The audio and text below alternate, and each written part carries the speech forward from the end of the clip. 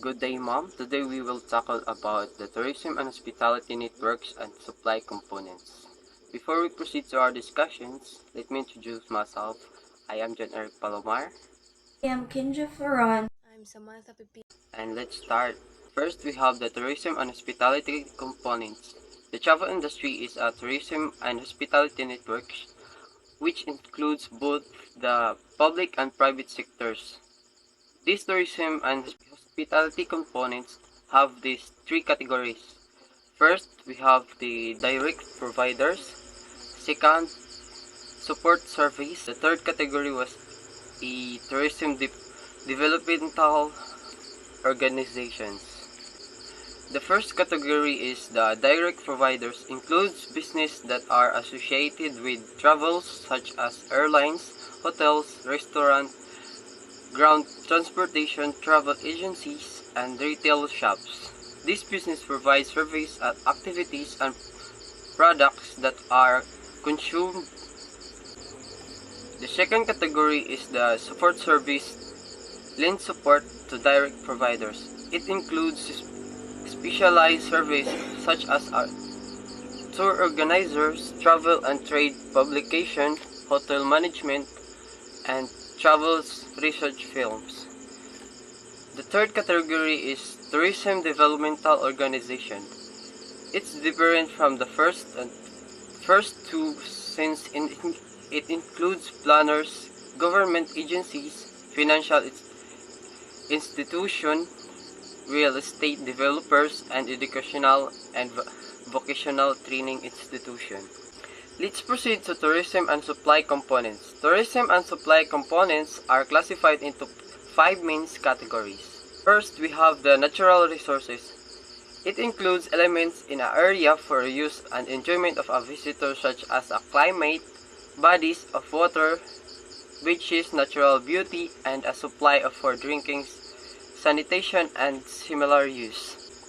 Second, we have the infrastructure consists of all underground and surface developmental construction such as water supply system, sewage disposal system, gas lines, electrical and communication system, and other facilities such as highways, airports, railroads, roads, drivers, parking lots, parks, night lighting, marines, and dock facilities, bus and trains, and similar tourist service installation.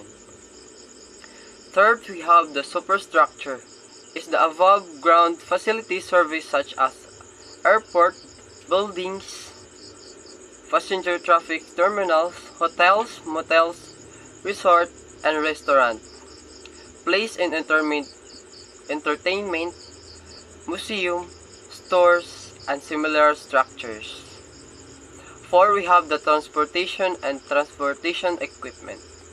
It includes items such as ships, airlines, trains, buses, taxis, automobiles, tramway, and similar passenger transportation facilities. And the last, we have the hospitality resources. It includes the culture wealth and an area which makes possible successful of tourists. Example are the welcoming spirit of the tourist business employees, attitudes of the resident towards visitor, courtesy, sincere interest, willingness to serve, and the gain better visitors. And now let's move on to natural resources. The natural resources of destinations area provide an excellent assist to sale to tourists. The physical characteristic of an area can be generalized as natural scenery, climate, and environment. Second, we have the infrastructure. Infrastructure consists of all the underground and surface developmental constructions of a region, which is made up of water system, communication networks, healthcare facilities, transportation terminals, power sources, and highways. Water is sufficient quantity of pure water is essential.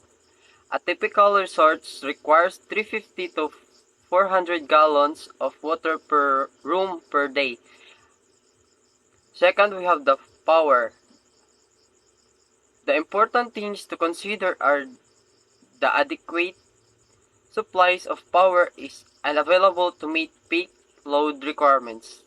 Third, we have the communication. It is necessary that the telephone and or telegraph service is available. Four, we have sewage and drainage. Sewer demand is often place of 90% of domestic water demand, although water storage reservoir and sewage treatment plants can be designed of the basis of maximum average demand. Transmission lines must be designed of the basis of maximum peak demand. 5. We have healthcare. The type of healthcare facilities provided will depend on the number of visitors expected, their names, the type of activities in which will engage, and locally geographical factors. 6. We have street and highways. The availability of the first-class roads adds greatly to the accessibility of a region. The following are certain ways to make the use of highways more interesting to tourists. First, provide close-up range views of local scenes. Second, change the evaluation. Third, develop view and overlooks. Fifth, we have the independently aligned dual-lane highways to fit into the land. The seventh one is the transportation terminals. The following are the problems of terminal facilities and transportation. First, we have the general. There is an almost complete lack of coordination among the three models of air, rails, and bus. There is also noticeable lack of consistency and standards and procedures within each mode. Second, we have air. Long walks are required in the many terminals. Third, we have rail. Parking is inconvenient and indicate near larger terminals use of facilities by local transit and indicate cleaning procedures. Fourth, we have the bus. Terminals are dirty, crowded due to the use by unauthorized people and the indicate cleaning procedures. 8. We have security. While on the vacation, tourists are in unfamiliar environment. Because of this, the need for assurance regarding of safety is important. Let's proceed to hospitality resources. Hospitality resources refers to the general feeling of being welcome that the visitors receive while visiting destination area. It is the way that tourist services are delivered by service providers. Hospitality training. Hospitality training aims to motivate service providers to be hospitable and dealing with tourists. It is assumed that providing more hospitable service will result to a more satisfied tourist who will be included to return and advertise to the other potential tourists due to word of mouth. Attitude towards self.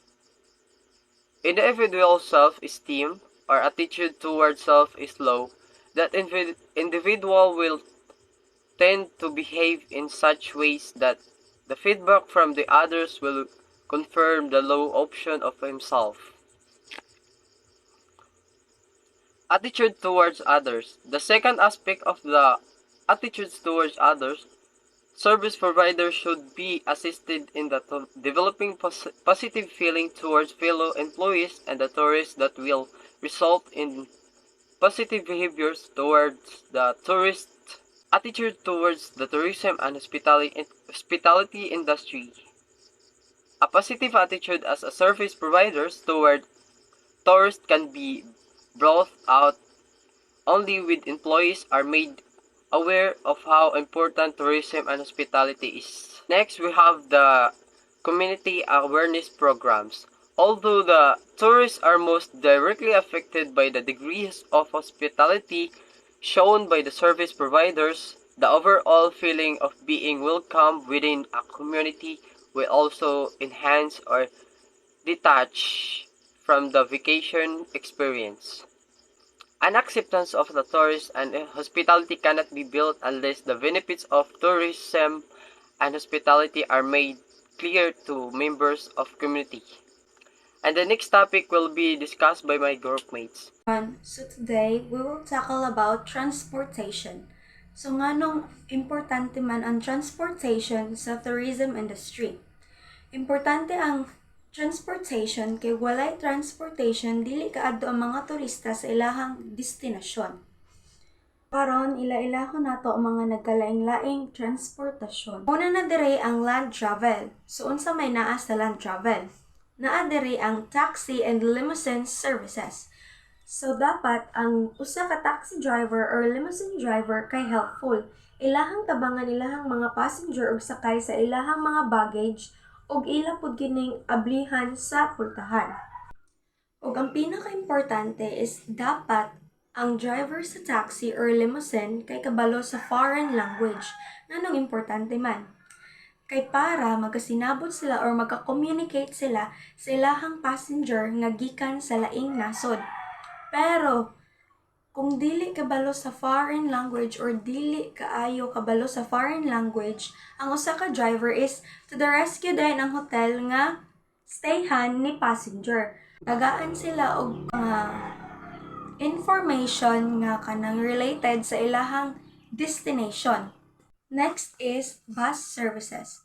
So kadalasan basta mag-tour, bus gyud na ang kadalasang gamiton. Pareha anang suroy-suroy Sugbo. Diba bus na ilang gigamit?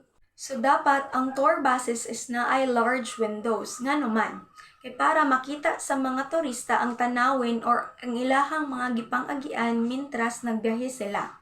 Ikaduha, dapat comfortable seats. Kaya nga naman, para komportable ang mga pasahero sa ilahang biyahe. Ikatulo, dapat air condition ang usa ka bus. Nga naman, kay karong mga panahon na is init naman jud kayo, grabe ka init, so dapat na jud aircon. Ug ang pinakalas is dapat na ay restroom facilities kay di man jud na malikayan nga mag-ihi-ihi ka basta biyahe. Mga person nga na-assign sa bus is dapat sila kabalo og unsa didto ilahang trabaho. Ang pinakalas sa land travel is naa diri ang rail services.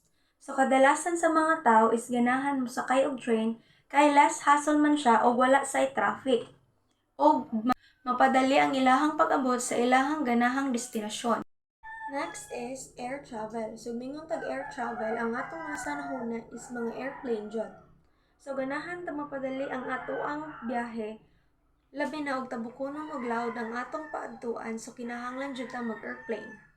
Ang pinakalas sa ato ang types of transportation is naa diha ang sea travel. So mingon tag sea travel, mga barko jud na. Mahadlok mog heights, nya tabukonon og loud ang inyong ganahang destinasyon is naa man tay mga barko. So ang mga barko dapat mag-provide og mga entertainment aron dili laayon ang mga pasahero, ilabi na og layo jud ang ilahang padulngan. Accommodation. So, mo travel ta, kinahanglan man jud nato mo pahuway ug mukaon. Naay mga types sa accommodation, pareha ng hotel, condominium, ug daghan pa. Karon usa-usahon ni Samantha Pipito ang mga nagkalaing-laing accommodation. So let's proceed to the types of accommodations.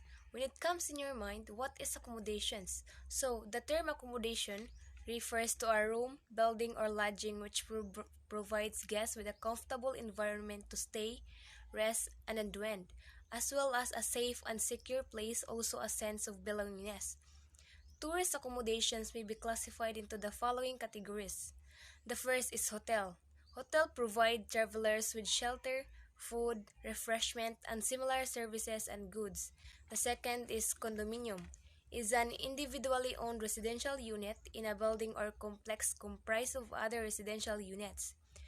Condo owners share a common space and often pay pay association fees to maintain the common space, amenities, and other shared resources. The third is motels or motor hotels, also called motor lodge, motor court, tourist court, or motor inn. Originally hotel designed for persons traveling by automobile with convenient parking space provided. The fourth is inn, just like a bar hotel. A lodging establishment, usually family-owned hotel. Many people choose to stay in an inn because they intimate atmosphere, socialize, and the opportunity to meet other guests. The fifth is apartments. Many benefits of apartment living, including the carefree lifestyle, in living in a community where you can share friendships to stores and public transport, and the ability to move in and out in a short time frame while incurring fewer costs. The sixth is Paradors, a luxury hotel, unique mode of holiday accommodations in which tourists are housed in renovated castles, palaces, and fortresses. A stay in a Parador hotel is a real treat for modern day pilgrims, and they include spectacular views and fascinating medieval buildings. The seven is pensions, somewhat different from pension lodging, usually not a boarding house but is a real hotel, a type of guest house or a boarding house, affordable than a hotel. 8. Bed and breakfast accommodations. Small lodging establishment that offers overnight accommodations and breakfast. 9 is hostels, mostly stayed by students, lower price accommodations. 10 is campgrounds. It is less expensive than staying at a hotel and you can bring your own food, cook as much as you want, you get fresh air, you can sit outside and look the stars and enjoy nature. 11 is health spas. Hotel that focus on the search for comfort and wellness, as well as it promotes better physical conditioning. 12 is private homes. Provide lodging to tourists and maybe a fixed place for abode or a temporary dwelling, as in the case of an individual or family traveling on vacation. Apartment where a licensed lives and has control over the furnishing and use of space. Next is hotel classifications. A way for guests to understand the quality of the hotel they are booking. Classifications help guests to get an overview of the hotel without having to check the property themselves. It thereby facilitates trade by acting as an intermediary, providing trust between the customer and the property. Under the hotel classifications is the star rating system, organized according to the quality of restaurants, rooms, amenities, and services, an independent and objective grading, a common understanding about the quality of a hotel. Also make it easier for guests to compare hotels and make booking decisions. Next is food and beverage. A services that can broadly defined as the process of preparing, presenting, and serving of food and beverages to the customers. And the type of food services provided will be related to the needs of the tourists. Next is restaurants. Are establishment offering refreshment and or meals to the public. So restaurants has its parts. First is provided with the rules and regulations of the restaurants. First is provided with a proper entrance and exit, secured parking space provided free to customers, a receptionist to usher in the guests, a waiting lounge with telephone shall also provided. Second is dining room shall be adequate in size, with sufficient and well-maintained furniture. The third is menu book, easy to read, presentable and clean with a menu list. Clean tablecloth and cloth napkins of good quality. The fourth is well-trained employee, well-stocked at all times, kitchen, good condition, tissue paper, soap, paper towels, and with fully air-conditioned and well ventilated dining room. Thank you.